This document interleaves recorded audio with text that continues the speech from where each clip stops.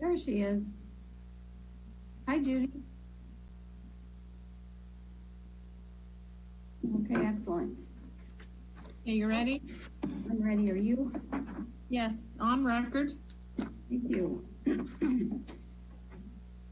is, sorry about that. You're going to hear my emails going off. Today is April 27th. It's 5 o'clock-ish, and welcome to the Lincoln City Urban Renewal Agency meeting. We having a difficult time reading and looking up at you at the same time. The Urban Renewal Agency provides opportunity for people's input, and because we are meeting by Zoom, you can either come to the council chambers and provide your input that way, or you can send your input to public comment, all one word, at lincolncity.org. I haven't received any comments for this meeting. Ron, have you? Okay, I'll take that as a no. No, I have not. Thank you. We are,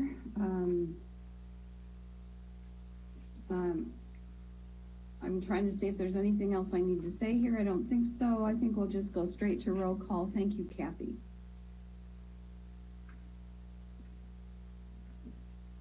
Rick Anderson, Yes. Judy Casper. Yes, I see you. Deanna Hinton, I'm here. Riley Hoagland, Here. Diane Coos, Rick Mark, and Mitch Here. Parsons. Here. Good to see you all. Thank you. The next agenda item is our minutes of our regular urban renewal meeting, January 13th to January 27th, March 23rd, and March 16th. I would like to pull the first listed meeting minutes of January 13th, but I would entertain a motion for the other three if someone has one. Madam Chair, I'd move that we approve regular meeting minutes of January 27th, regular meeting minutes of March 23rd, and regular meeting minutes of March 16th, 2020. Second. We have a first and a second. Any discussion? Okay, all those in favor say aye. Aye. Those opposed with a no or a nay? Okay, that passes. Now, the reason I pulled that first set of minutes for January 13th was that we had a very short meeting.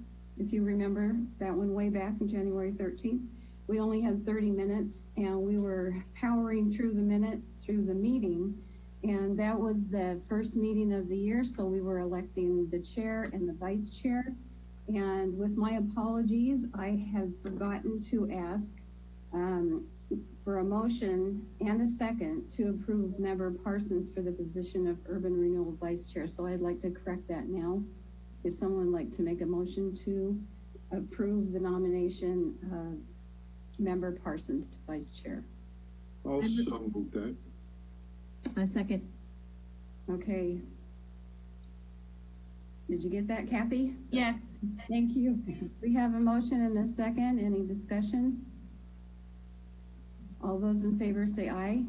Aye. Those opposed with a no or an A? Okay, that passes. Welcome back aboard, Mitch Parsons. Thanks again. Now I would like to ask for a motion to approve the amended meeting minutes. I'm stumbling over my tongue of January 13th. Madam Chair, I'll make the motion to approve the amended regular meeting minutes of January 13th, 2020. I'll second. Okay, a tie for a second. Go ahead, Rick. Okay. Rick Mark is a seconder. Any discussion? I just had one thing. In the ones that were in the packet, there's no S on the end of my last name. you could make sure you add that. I will fix it. Thank you. People usually put the S on my last name. You can have the extra ones I get. Okay, I'll take them. All right. So with the correction of adding an S to member Parsons' last name, we can now vote. All those in favor? Aye. Aye. Opposed? No nays, no no's. Okay, great. Thank you. Moving right ahead. And the next thing on our agenda, I'm going to have to get out my iPad. Sorry.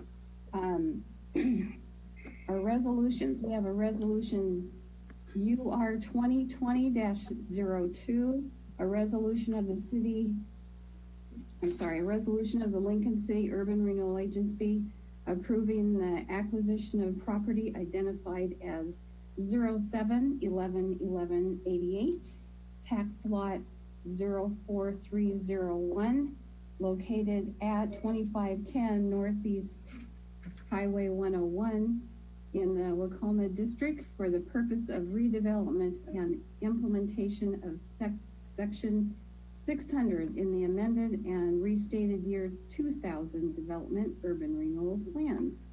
Allison, do you want to kick us off? Sure. Thank you, Chair Hinton. This is really just a homework item, a cleanup, housekeeping, that's the word I was looking for, to document that we have acquired a piece of property. This is the property that is adjacent to the city's 25th Street parcels that will be developed for housing in the next year or two. And this property was needed for access, and per the plan, we do need to show that we have acquired through a resolution. And so this will just become part of that plan in the appendix. In the process of doing this, we realized that the last property acquisition we made, which was about 3 years ago, we also did not do a resolution. So we will be bringing that to you sometime before the end of the calendar year, again, just as housekeeping. Okay. Has everyone had a chance to read the resolution? And okay. I had a question. Is the price paid for this? Does that become public? Is it already public record? Does it become public record? It becomes public. Yeah, it becomes public record just through the county website and the GIS data. The RMLS listing. It's public information. It's just not listed in the resolution.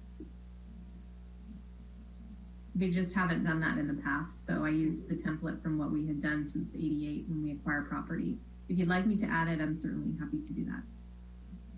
Seems like if I was average Joe citizen, which of course I am, it's something people would want to know, but I don't know what's the reasoning behind that. Yeah, the transaction has closed, so we're happy. I mean, we can declare it was around $400,000 that we paid to acquire this property. If there's other information you'd like me to make available in some way, I'm happy to do it, or people can submit a public records request or call the office, or I don't know, does anybody have any, is there some reason why we would not include that? It's just habit? Yeah, we've just done the resolutions this way for many years. We don't put the price in there, but we can. If you would like us to, we will do that. I don't feel like it's up to me. It just sort of seems like something that I would have expected. So. And I just have this question, Allison, is what we have in front of us, is that what we usually do and it would be a diversion to add more information, or are we changing the way we're doing things from now on to this new suggestion? Just a little bit more discussion, please. Sure. Yeah, I don't have information about what information was included. I can research it if you'd like. All I did was use the template that we did from the previous acquisitions. And so I don't know why those decisions were made with that information. Mostly it's just about the purpose of the acquisition. Again, we can add whatever information you'd like into this resolution or any future resolutions. I was just doing it based on how we have always done it. Okay, I think I'm going to, if you don't mind, ask Richard Appicello to check in with us here and give us his opinion about adding more information such as the purchase amount of the property. You're on mute, Richard. I agree with Allison. I don't have any formula other than that's the way that staff has always put this together in the past. I'm not aware that there's a requirement to add the dollar amount. Certainly it's not privileged anymore. So we couldn't, if we wanted to, try to keep it non-public. So I don't see any reason to change the established format. If you want me to go back and research it, I can. It would cause this to be delayed.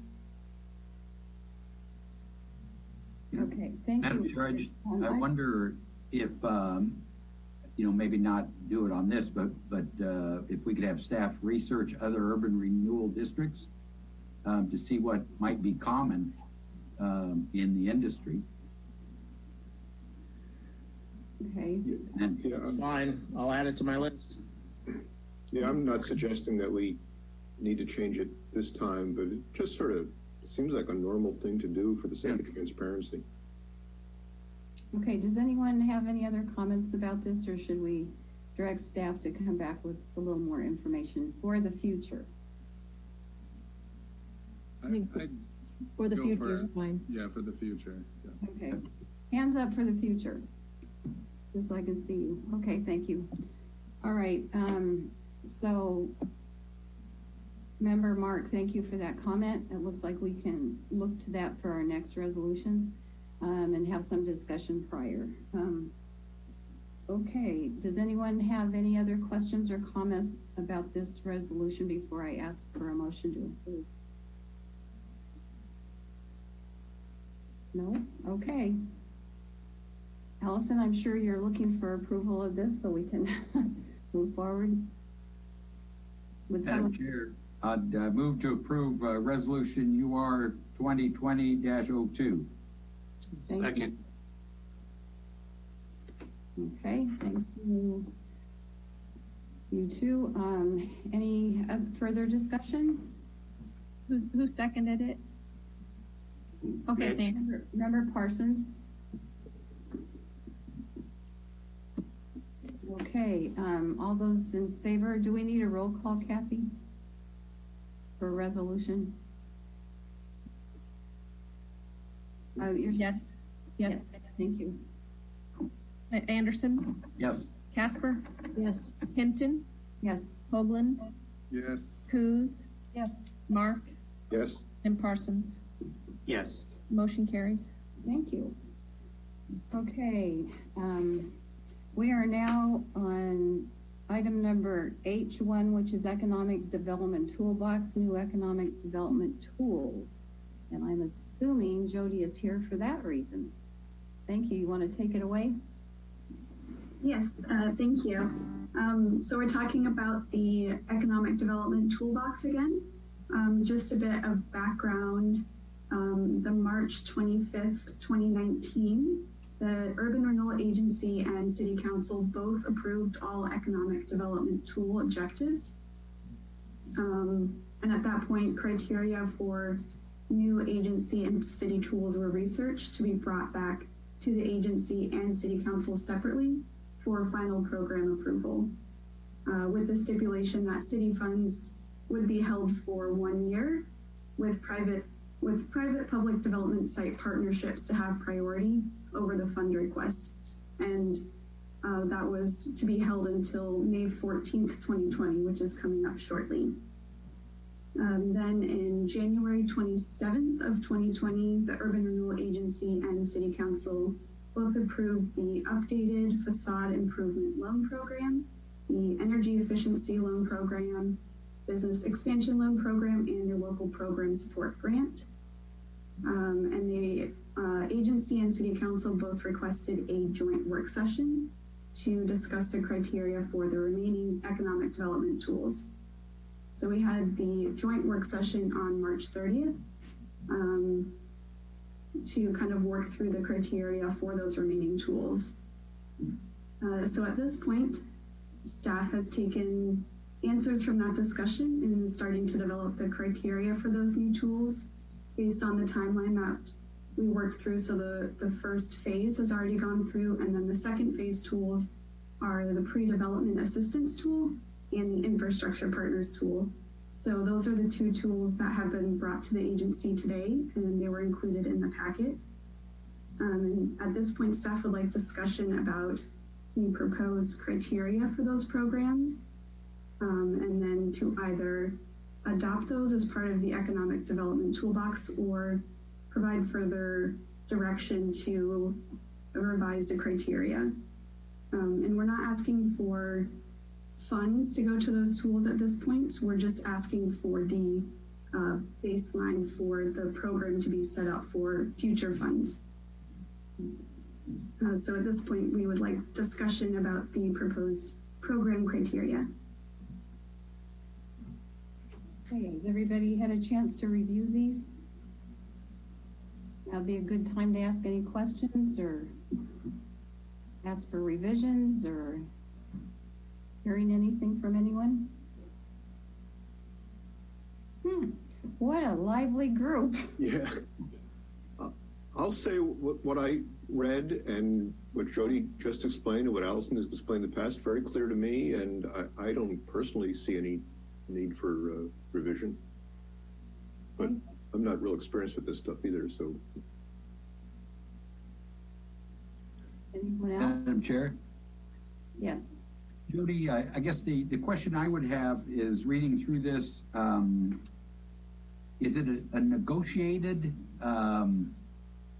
ask? So I'm assuming the developer may or would come and ask for everything.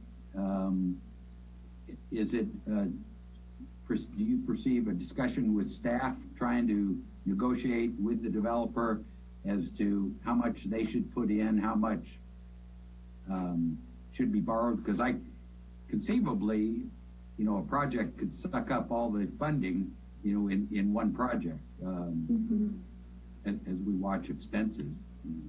Yeah, I think that's a good point, and that's part of the application process is bringing that application to staff to go through the funding, because we like you said, you don't want one developer or one body to come in and use up all the funds, but at the same time, you do want those funds to be used if they are there. You want it to be out and being used effectively. So that is part of the application process, is working with staff before it becomes before the loan and grant committee and then to the agency. If I might add, this is also loan, no grant, so we would get the money back. Right, yeah, but it'd be over time, right? Yes, it would. Correct. Oh, well, no, I guess this one is just due on occupancy, right? And so prepaid prior to, so it'd just be during the construction phase that you'd advance things? Are we doing system development charges and those, or are we doing infrastructure? Well, So, go ahead, Jody. Go ahead, Jody. So these are two different programs. So one of them would be for pre-development fees, which would prepay the development fees. It kind of sounds silly to say that back to back, and then the other program is infrastructure partners.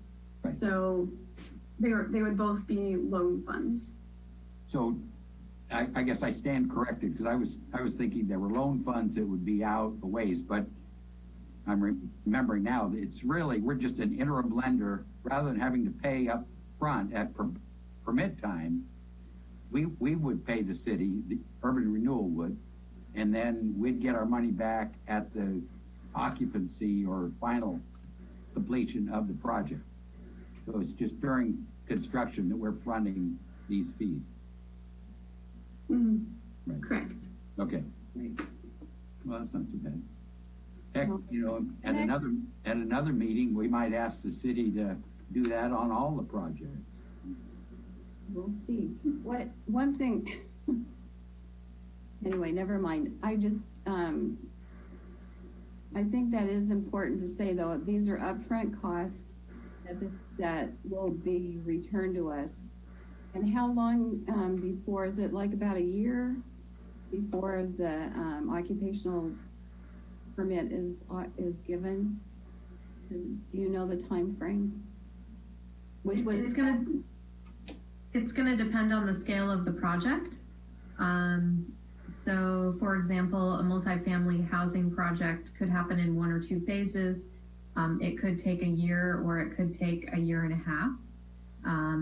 A smaller mixed-use project could probably be done within 6 months, but it depends on what time of year they start construction and what type of construction it is in terms of foundation, if it's stuck built or modular, for example, then different development takes different amounts of time. So it could be a year, or it could be less than a year that would be out to the developer.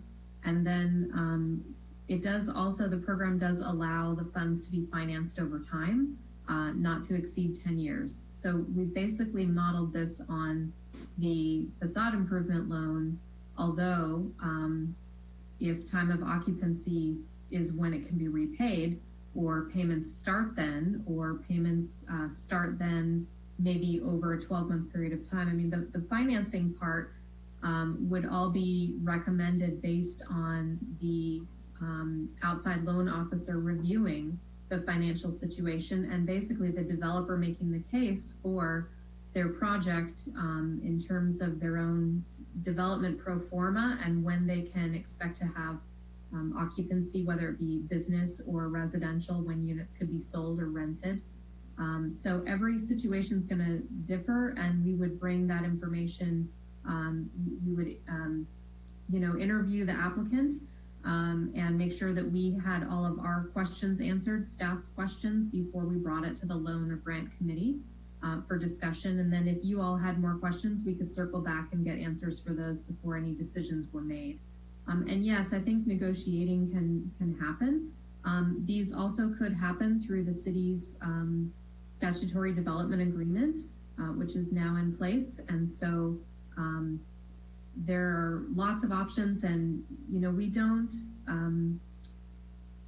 have a lot of development happening of this scale. So really, these tools are in place to hopefully encourage people to do. Maybe they might not build a single-story building. They might build, up to the full height envelope that is allowed in that zone in order to maximize the square footage commercially, so to speak. That kind of development is more expensive when you go up a second floor. So maybe if there's a little bit of assistance on the front end of development, then people are able to economically sustain a more expensive project, because they know that they just have to get through that first step of development to get to the project being complete. Okay, I'd like to return to Member Anderson's concern or question or comment about that one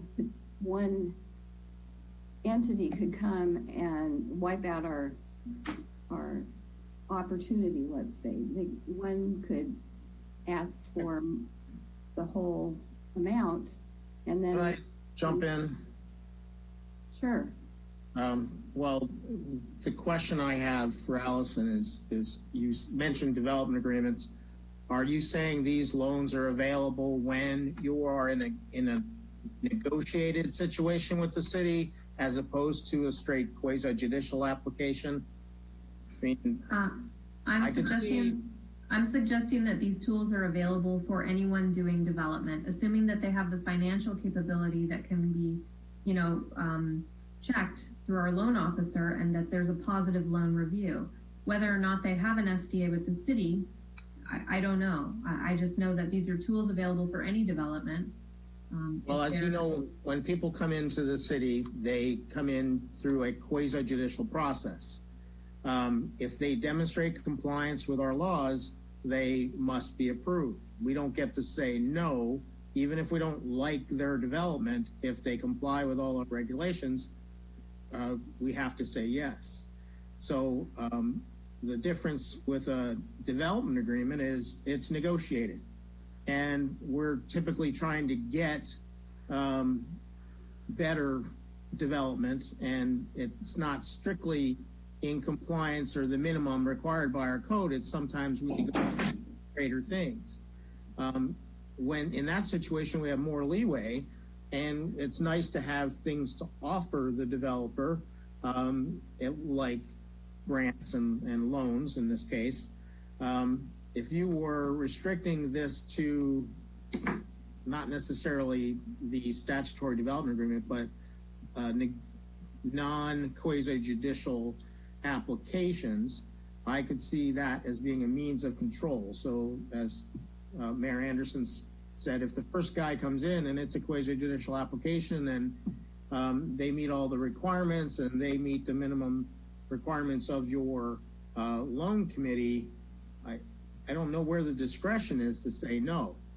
But if you say this can be tied to, used with, in conjunction with negotiated applications like a development agreement, that might give you the limitation and the control that you want.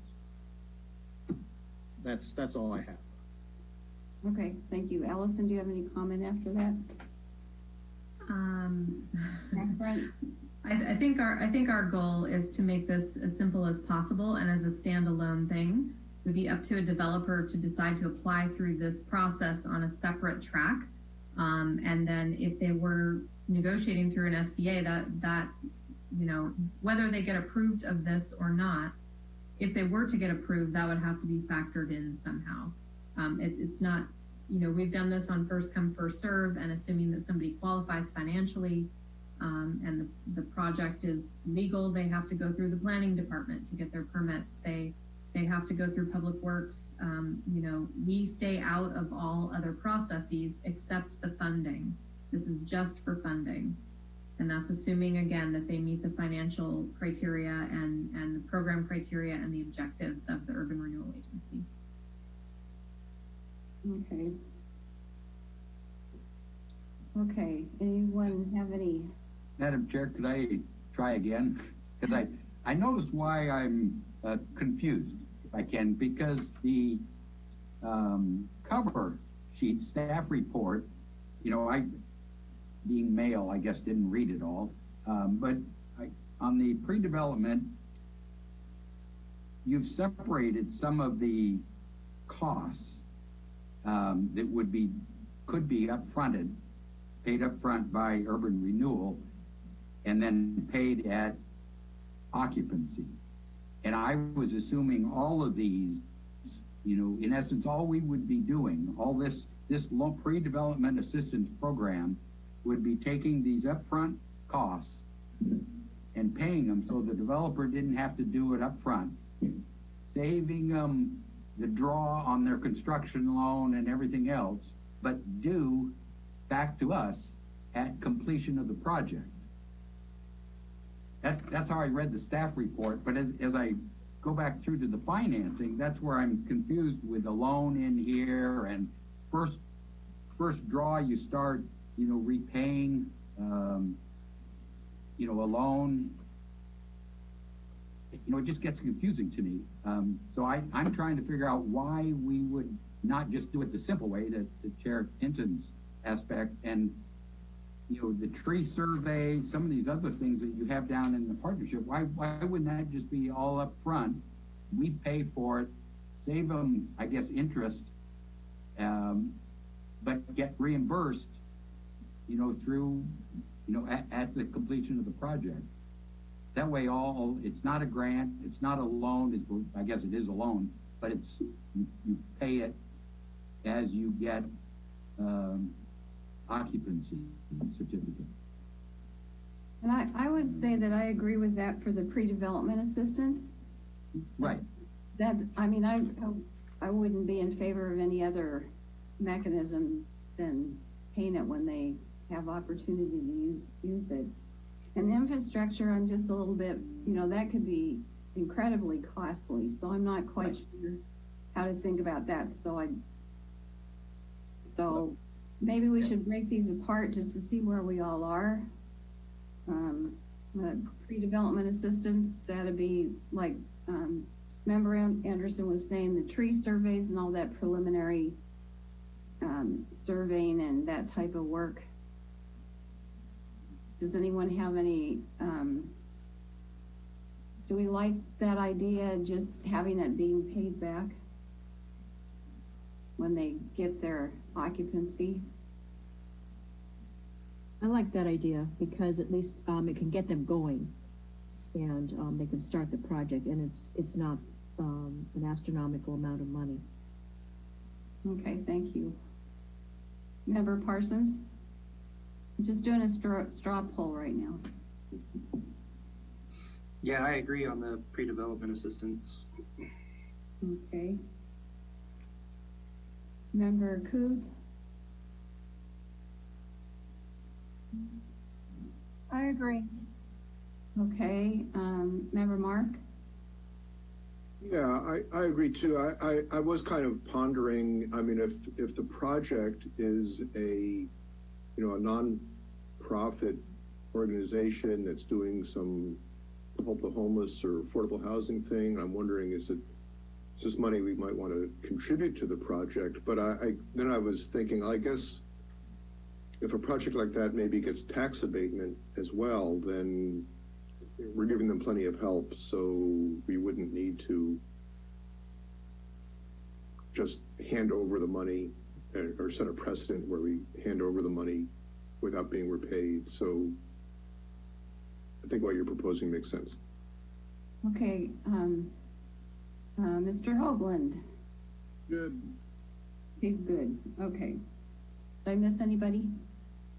No, okay. So it seems like, Allison, we have an answer to that part of it, that we're good with the pre-development assistance and that gets repaid at occupation. Okay.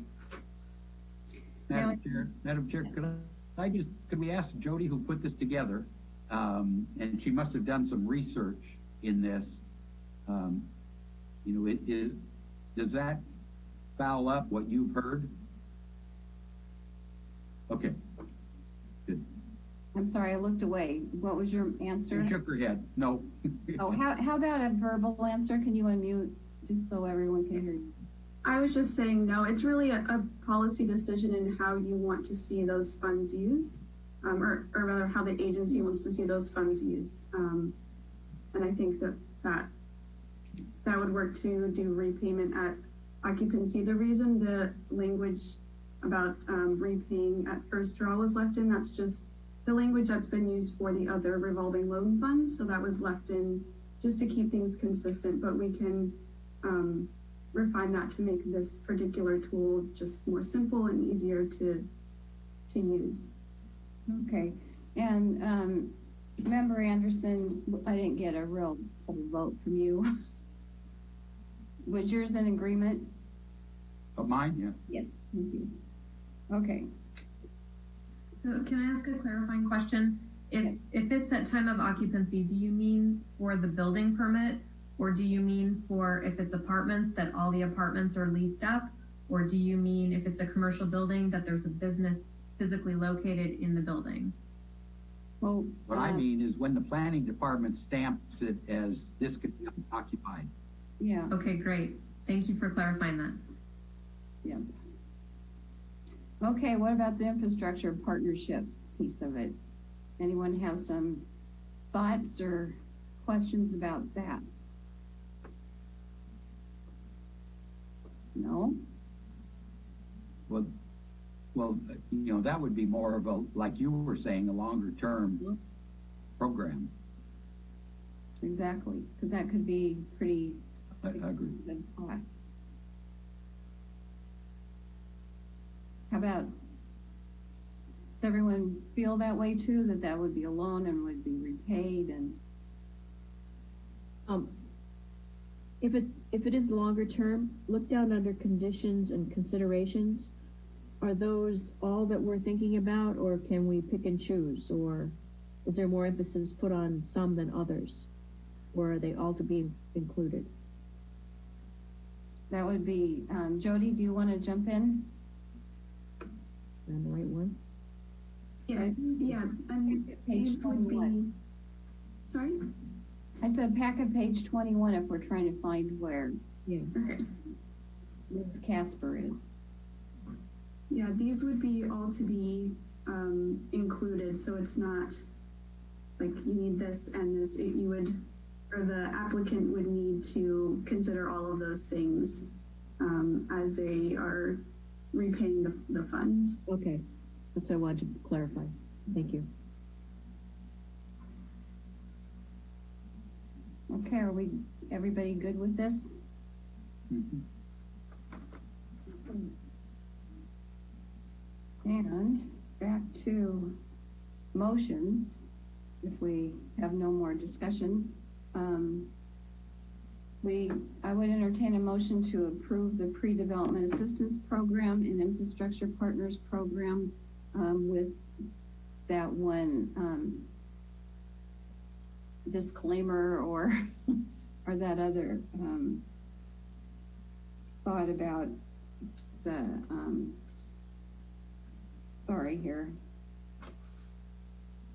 about the pre-development assistance being paid back at the time of occupancy. Motion, anybody? Madam Chair, Yes. move to approve the pre-development assistance program and infrastructure partners program with the designation to help me out, Okay. prepayment? What was this? Pre-development charter Pre-development assistance. assistance, okay. I'll second. Okay, so that was a motion to approve the pre-development assistance program with the caveat that it'll be paid back at occupancy, and infrastructure partner program Yeah. as it was presented. Okay. Is that okay with you two? Yes. All right, thank you. Okay, any more comments, questions? Yeah, I have a question. I'm sorry. I appreciate the discussion here, but I was just glancing over the language that was in the pre-development program that was presented to us for the pre-development assistance does say funds will, when your repayment at certificate of occupancy or over a period of time not to exceed 10 years. And I'm just wondering, I mean, if the plan is to be repaid and if a certain project can go ahead with, hey, if I pay this back over 3 years, I can do the project, but if you make me pay it back at a certificate of occupancy, I can't do it. I mean, I'm wondering if we need to be, what do we gain by being so stringent about the repayment plan rather than sort of leaving us an option to work with the developer on something?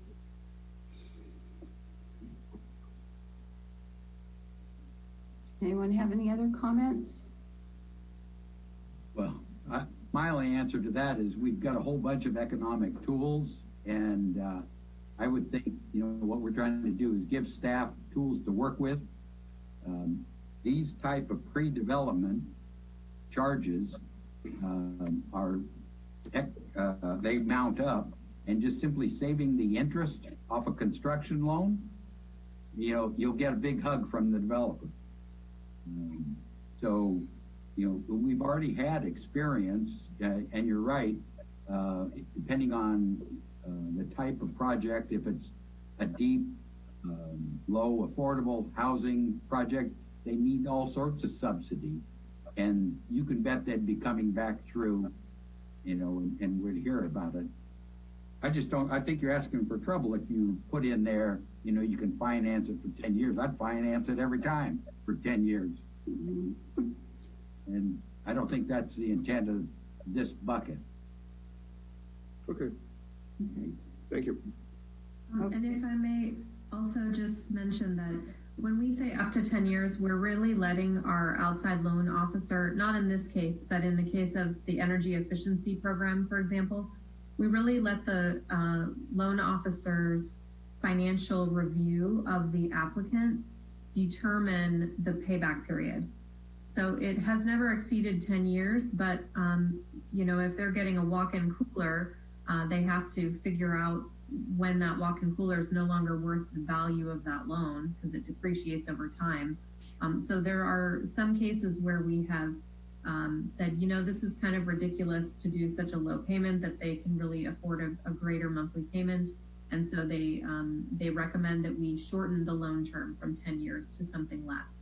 So that's why we have language of up to 10 years. I realize it's may not be relevant for this program, but I just wanted to mention that. Okay. All right, are you ready to vote? Kathy, do we need a roll call on this? I don't think so.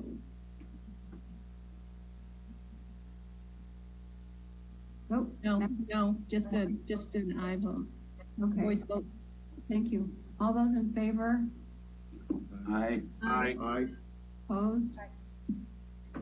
Thanks, Diane. Okay. Thank you. Motion carries. Thanks for all the discussion. This was a little bit confusing. All right, now we are moving to Emergency Assistance Loan Program Relief to Small Businesses. And because this was Member Anderson's idea, I'd like to turn it over to him to explain what this is about. I think the staff memo does it real well. We've got 12 outstanding loans for $423,000. These were facade loans made. To qualify, you would have had to have been in the urban renewal district, so that's 101 frontage, as you know, and it'd be a business. So all I'm suggesting is that since they're the ones that are being impacted right now with our crisis, and we, the urban renewal district, are what I would qualify as a patient investor. We don't need our money back, you know, real quickly. That we could extend the loans, these loans, 6 months, and give them, the business borrowers, you know, in essence, 6 months of no payments, and we don't lose anything because we just extend the loan 6 months and get the 6 payments later at the end of the loan. So it takes some pressure off them, and it's immediate. Okay, thank you. Does staff have anything to add to that? Nope. I do, Madam Chair. Okay. Friday, our subcommittee that was dealing with the Lincoln City, not the urban renewal, but the Lincoln City COVID-19 economic aid package, discussed quite extensively what would qualify a business for receiving any kind of economic aid. That will be discussed in the city council meeting that's coming up. One suggestion you may want to consider is that is part of your motion that you add something that essentially says these will be evaluated and awarded or forgiven on the same basis as the Lincoln City economic aid package. There was quite a bit of discussion about whether or not some businesses have been affected and therefore need to have aid, and others that have not and therefore don't need to have aid. And that was never resolved. And so you'll be discussing that in the city council meeting. Madam Chair, if I could respond to that. Ron, I hear what you're saying, but I think we're making it too difficult. This is zero interest loans. No harm. I think some of the programs that City Council is going to talk about are, in essence, grants, free money, not loans. And we're not losing. The urban renewal is not losing anything, because even the 6 months, you know, we're not losing interest because we're not charging interest. The simple fact is these are businesses in, you know, Lincoln City, and one way or another, you know, I think they're impacted. We're talking about 12 of them. I would even, I'm going to go further and say, why why request in writing? I would just send them the bloody form and say, send it back, or keep making your payments. You know, that to me, we give them the offer. We look good right from the get-go. If they don't want to do it, you know, don't send back the agreement. Fair enough. Okay. Richard, Could I chime in? yes, please. Thank you. The example that's attached to the agenda item is a modification for 3 months, and you've been taking 6 months. I agree, this is not a grant. This is simply taking the skip payments and moving them to the end of the loan, and it's limited to the number of loans. So it's not at all like the others. I like this one. It's defensible. I just need clarity. Are we doing 3 months or 6 months? So. And I would like to say this, that I really like this idea. I think this is an opportunity for us to really help some of our businesses that are trying to improve their business and maybe even be able to hire some more people. The thing that in the motion, it says up to 6 months. So my question then to you, Mr. Appicello, is can the modification agreement, can that not be specific to 3 or 6 months, but say up to 6 months, and then the attachment, which would be the simple application form, could actually ask for whatever months they need. Maybe they only need 2 months. My recommendation would be... Wait, let me finish. And maybe they come back and they've requested 2 months because they think they're good. And then they come, and then this pandemic causes more issues for us.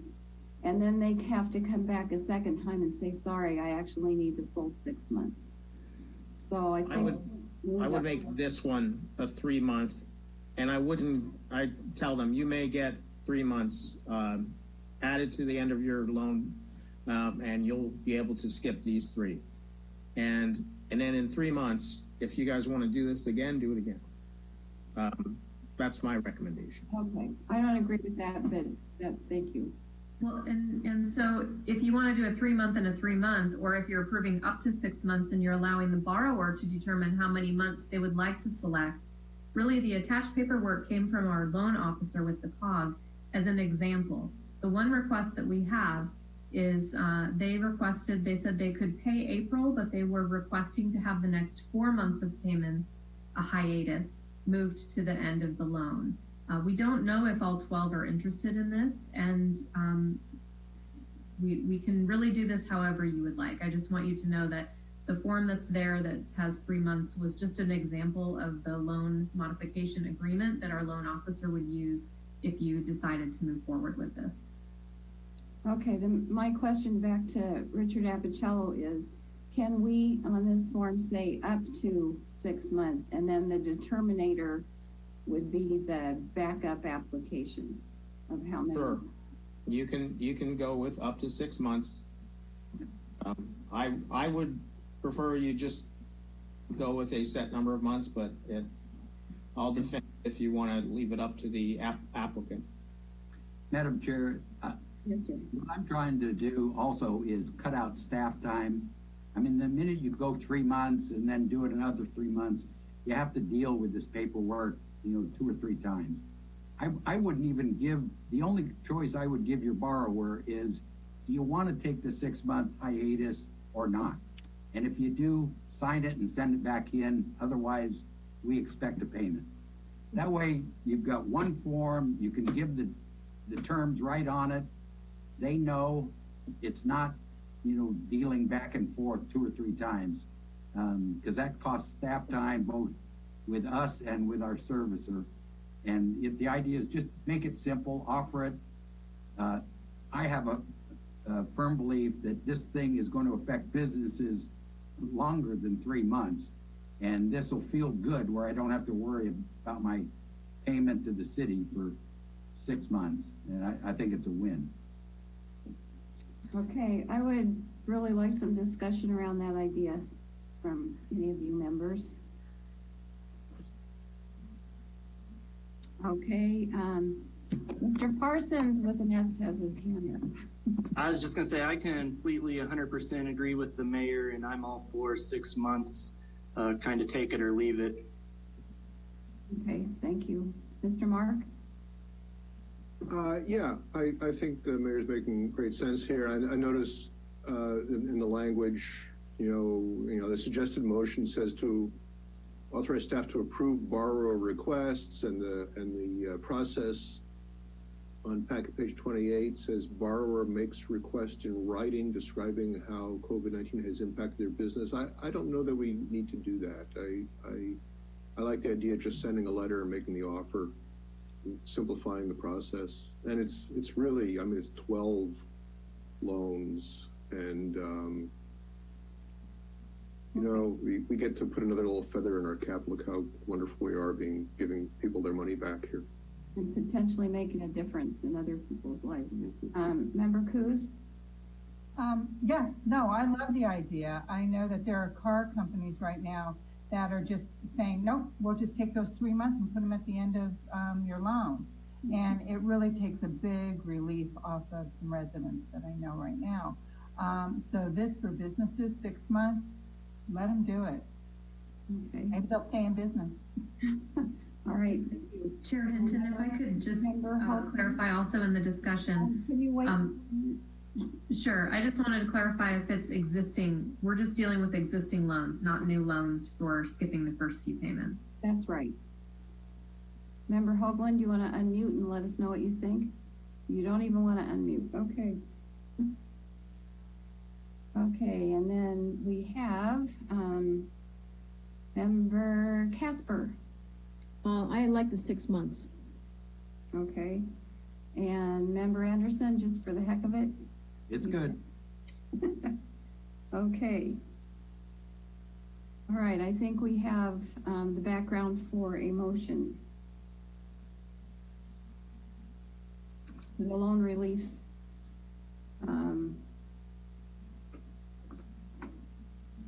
Madam Chair? Yes.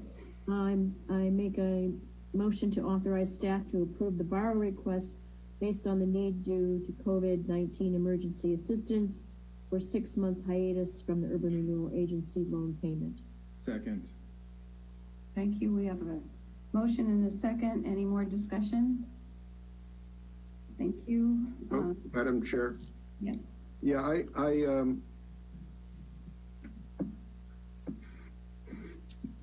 I wonder if there's another way to rephrase that, if we don't mind, so that this language doesn't adopt the mayor's suggestion that we simply write to these borrowers and give them the option, or unless that's understood in the language of the motion. But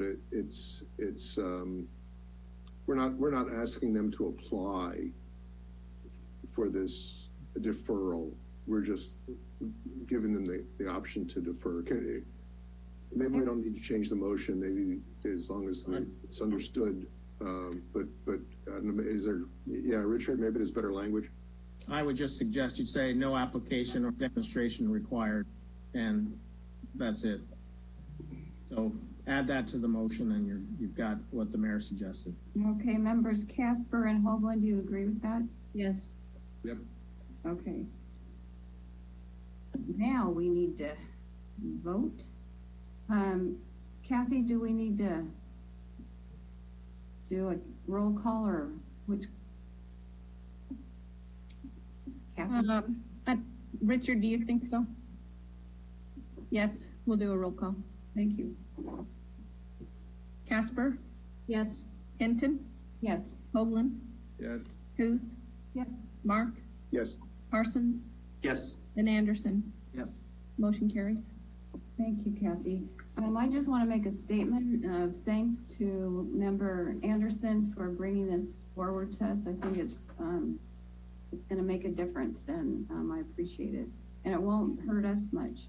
Just give us 6 months of, waiting for loans to close, but thank you very much. All right. Now, does anyone have anything they'd like to bring to Urban Renewal? Any comments overall before we close out? No? Yep. Okay. You're not looking at my raised hand. Oh, I'm sorry. I'm looking into the light, so it's hard to see you. Sorry. Mr. Mark, would you like to please make a... I just want to say again, this stuff is really complicated, and it's, it's an education process, and the presentation, I really appreciate the clarity of these presentations. It's very helpful. And so I want to thank Allison and Jody for just the way they're communicating this tough stuff to us. It really comes through very clearly. Thank you. Okay. Oh, there's a nice hand up. Hi. Okay, Member Coos. Diane, do you want to say something? Oh, no, I was clapping. Oh, okay. Giving them a thumb up for a great job. Oh, All right. No reaction. I'm lost again. Uh-oh, Judy's lost. I only see Zoom on my screen. What do I do? Go out and come back in. Go out where? Exit. Exit? Okay. Goodbye. Bye. We'll see you in a Oh, few. there you are. Ah, that was easy. Okay. Okay, if anyone, any other comments before we adjourn? Thank you all very much. Urban Renewal meeting is adjourned.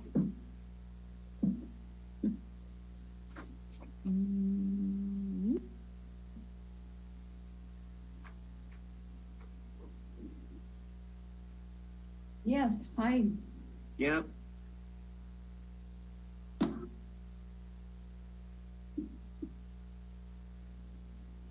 Okay, thank you.